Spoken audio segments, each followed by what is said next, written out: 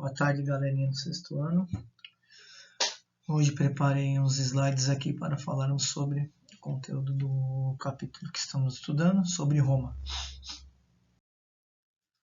Principais características, né? Uma península itálica, o rio Tibre, solo fértil, litoral pouco recordado, né, neste momento.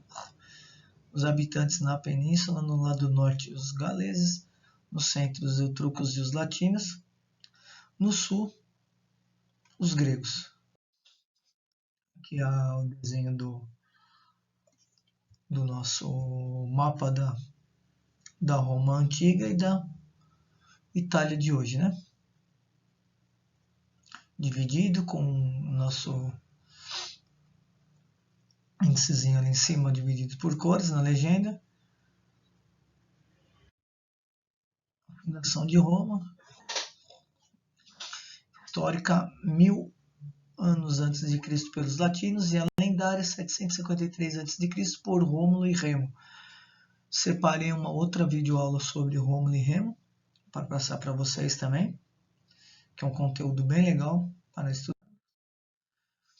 Monarquia romana é uma formação com a gente tem pouca documentação, né, para estar falando sobre ela. Foi pouco deixado, né, sobre a monarquia.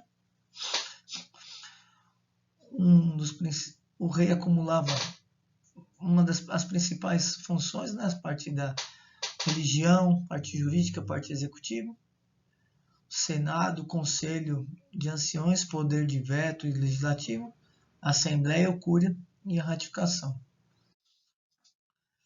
A sociedade romana era formada pelo rei, pelos patrícios, né, que eram os proprietários das terras, pelos clientes, que eram os homens livres, né, os dependentes dos patrícios, trabalhavam para os donos da terra, os plebeus, que eram os estrangeiros e os pequenos proprietários, artesãos, comerciantes, e por último, na pirâmide, os escravos, né.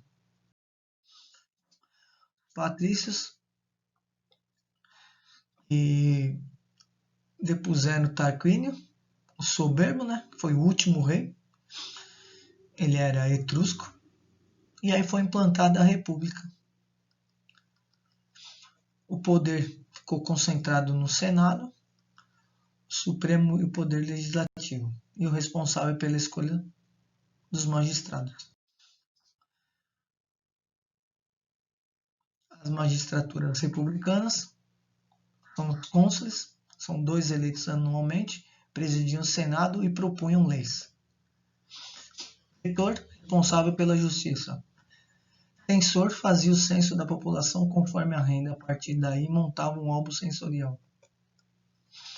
Edil, conservação, policiamento e abastecimento da cidade. Gestor, administração do tesouro público. Ditador, escolhido pelo Senado para governar meses com plenos poderes. O Senado, controlado pelos políticos, foi o principal órgão de poder. Assembleia Centurião, votação de projetos, mas eleição dos cônsules.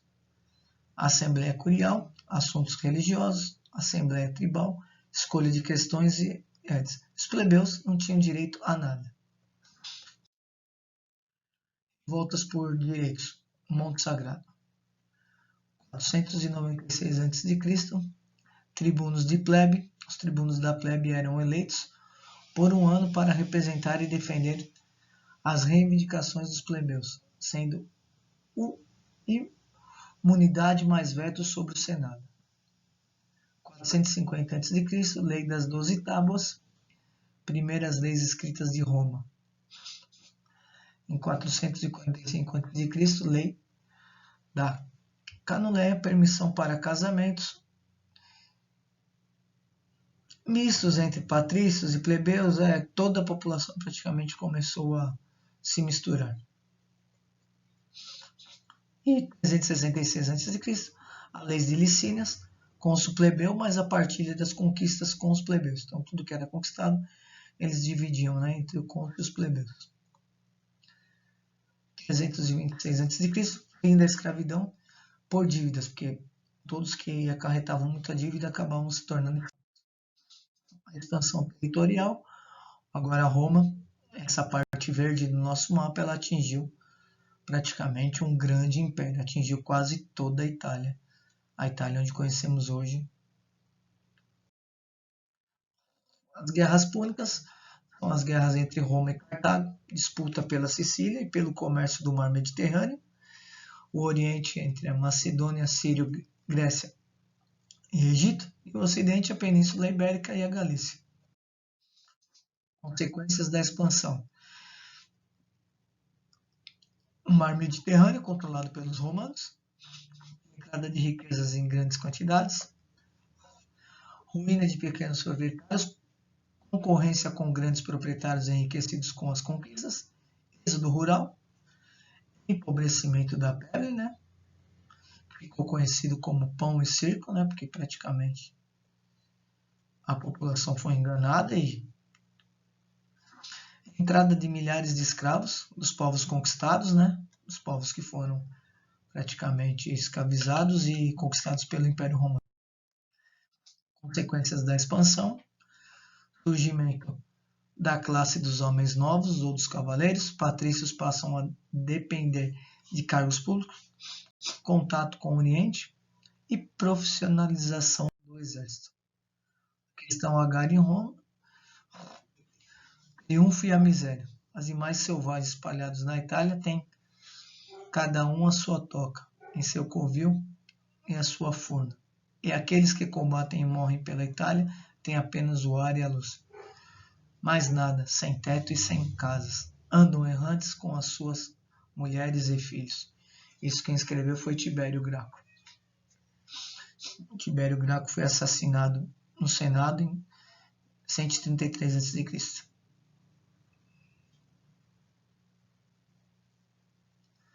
Em 123 a.C., Caio Graco cometeu suicídio.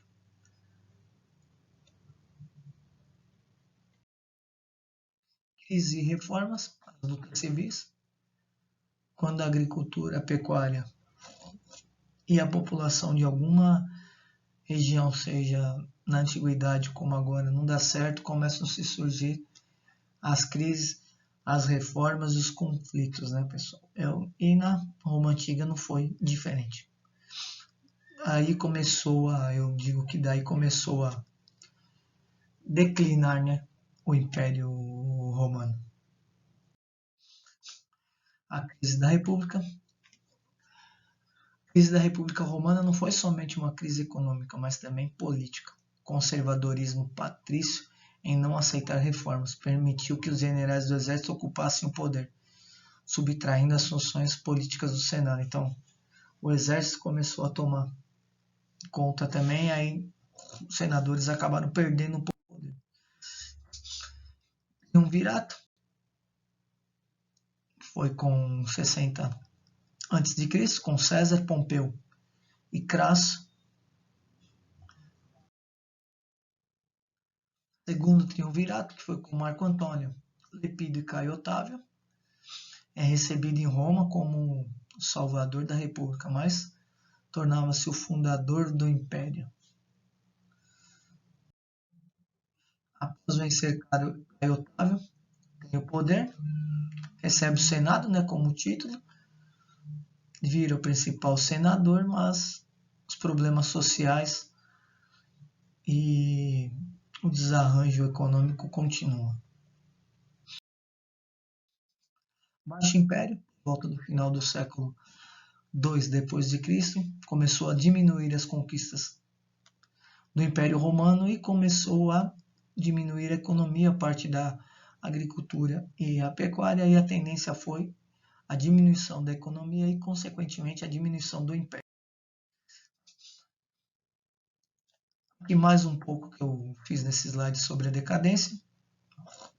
Aí o Império Romano começou a sofrer ataque e invasão de outros povos, o exército começou a perder algumas batalhas que consideravelmente eram fáceis, e daí começou a declinar mais ainda o Império.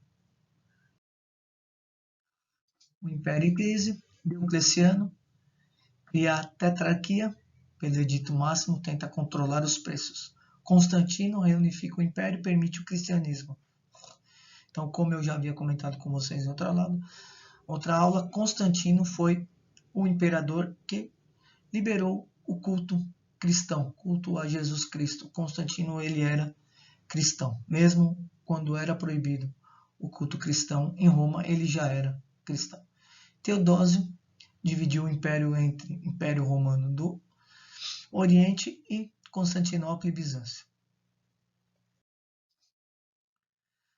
Aqui deixei uma das principais características, né?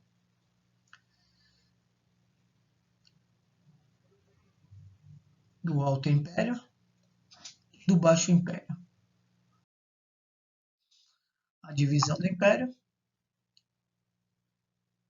entre o Império Romano do Ocidente e, do outro lado, Constantinopla. Com a chegada dos bárbaros, o Império começou a entrar em ruínas, começou a decadência muito forte mesmo. Agora, preparei aqui um legado cultural. Cristianismo, de ameaça à ordem à religião oficial, monoteísmo e formação da Igreja Católica. Com Constantino, ele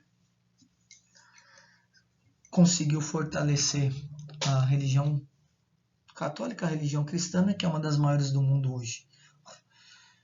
Estabelecendo nesse momento o direito, né? E as artes também foram bastante desenvolvidas. Legado cultural, direito romano, a família como célula-mãe da sociedade, as línguas, né? Italiano, francês, espanhol, português e romeno, e a república. E aqui deixei uma relação com os deuses romanos. Pessoal, espero que tenham gostado deste vídeo para nossas aulas aqui no colégio, no Instituto Santa Paulina. Boa tarde, pessoal.